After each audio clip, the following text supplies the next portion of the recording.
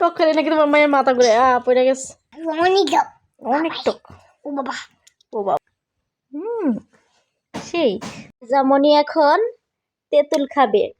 ওর বাবা তেঁতুল আনছে, আমরা সব ছিলাম, তেঁতুল পায়রা আনছে।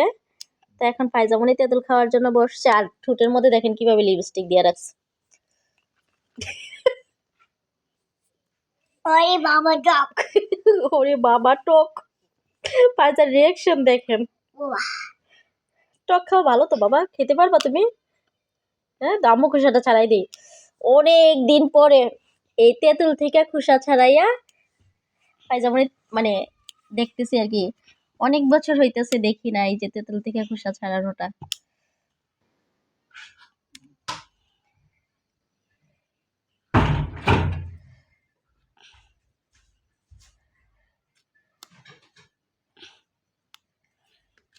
তারপর ফাইজার অবস্থা টক, অনেক টক।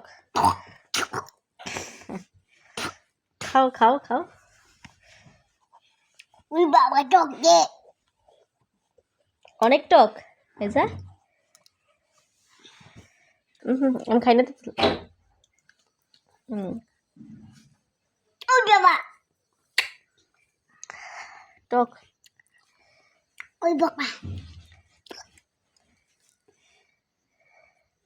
একটা বিচি খেতে পারবা তুমি? হ্যাঁ তেঁতুলের একটা বিচি খেতে পারবা? না, এটার নাম কি বলো তো? তেঁতুল। তেঁতুল বুটা।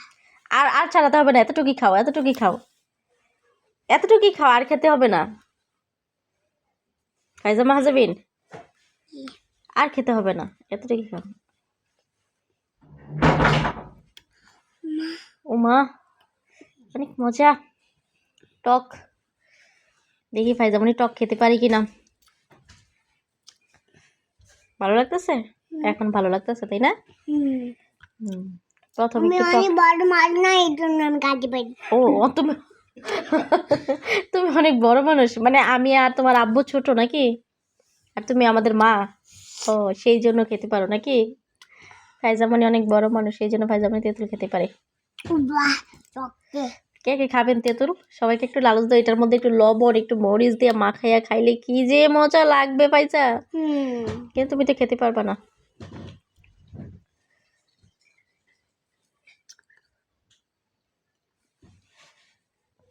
সেই স্বাদ। বাবা খাবে দুধ? আমি তেঁতুল খাইতে খাইতে দাঁতটা নষ্ট করতে বাবা। তুমি খাও। দেখো আমার দাদু না দেই করতে। তোমার দাঁত নষ্ট হয়ে গেছে, লিপস্টিক দিয়ে অবস্থা খারাপ।